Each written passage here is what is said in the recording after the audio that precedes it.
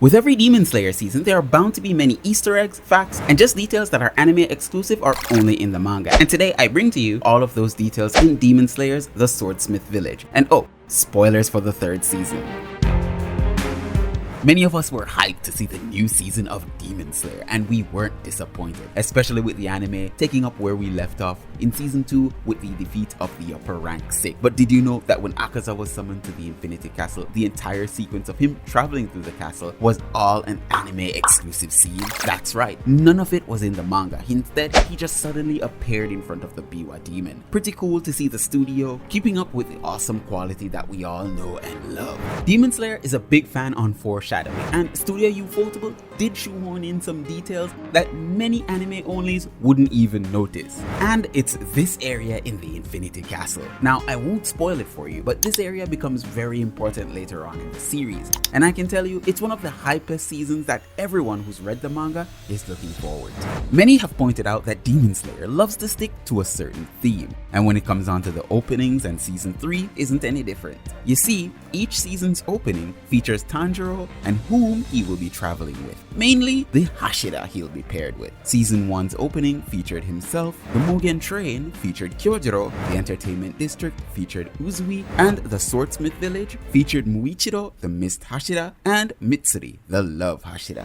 I saw where many people have been saying that the masks in the Swordsmith Village were compared to Urokodaki's mask, when in fact the only connection between them is that they are masks and they originate in Japan, but that's it. You see, the masks in the Swordsmith Village are called Hyottoko, and they are comical Japanese characters portrayed in an unusual way, with the mouth puckered to one side. The word Hyottoko is made up of the kanji for both fire and man, simply because the masks look as if it's a character blowing fire with a bamboo pipe. It's very fitting because of the Swordsmith Village and their relation to fire, making Nichirin blades for Demon Slayers. Somewhere along the lines, they adapted the culture of wearing these masks to conceal their identity as a way to protect themselves. After all, if demons find them, it's all over. With any Demon Slayers opening, this season is riddled with Easter eggs and nod to characters that will be prominent in this season.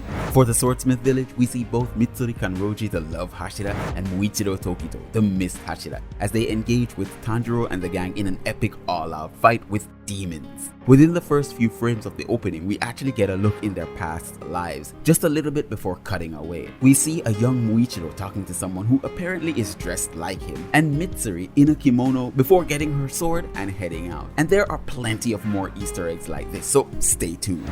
Another Easter egg that can be found within the opening of the Swordsmith Village is the sparring fight between Muichiro and Yoriichi Type Zero.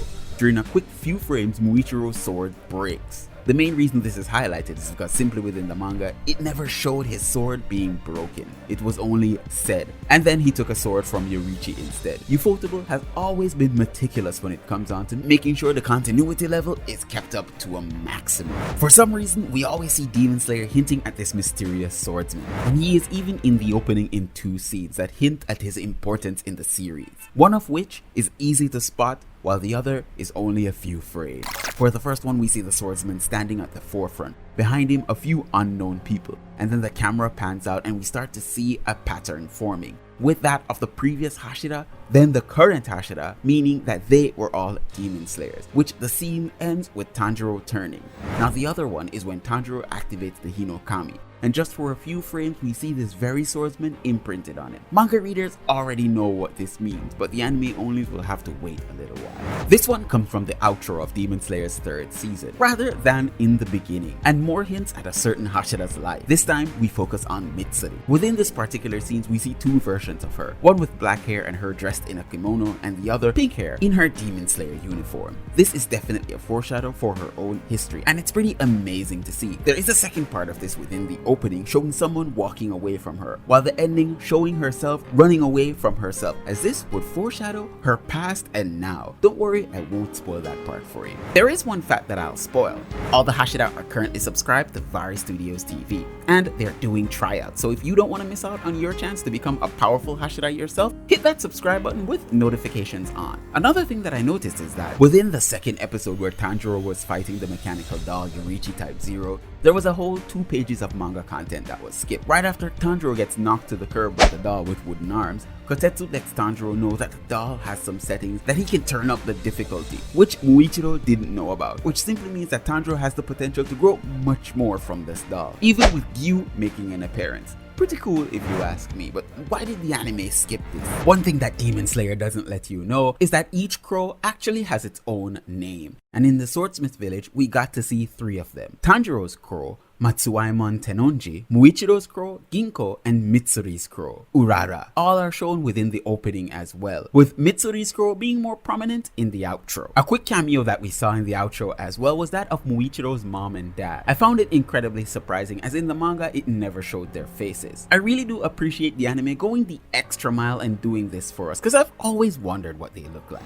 A quick scene that was missing in the anime in season 3, the Swordsmith Village episode 2, was this of Tanjiro and Muichiro's crow going at it. They really don't seem to like each other, do they? It may have only been one panel in the manga, but it really does cement how each crow has their own personality, just like humans, and may not get along with their colleagues. Tanjiro's crow is very direct and work-oriented, while Muichiro's crow, Ginkgo, loves to bully people along with other animals, where she lays on the Muichiro is boss sauce pretty thick.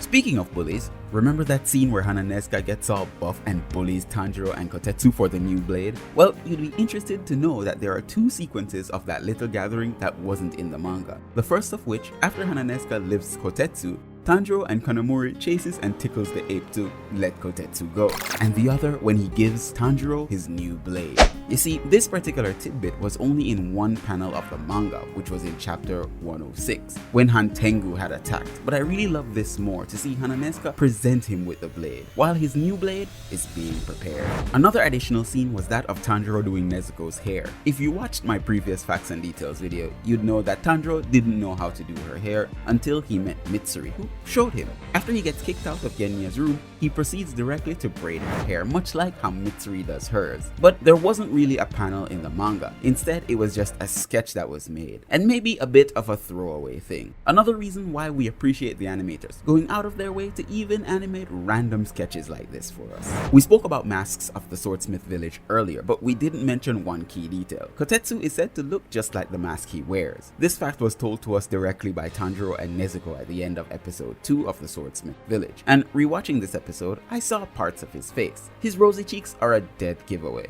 I'm not too sure about those eyebrows though, cause man, those things need a lawnmower or something.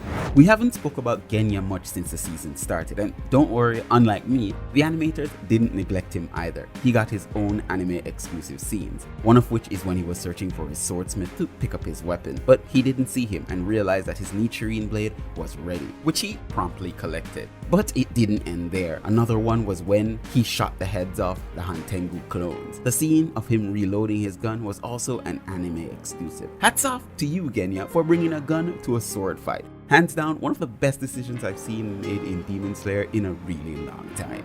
Want to learn more amazing facts to level up your Demon Slayer knowledge? Click on one of the 2 videos on your screen right now, or join me again for the next Demon Slayer video. Peace out, stay safe out there.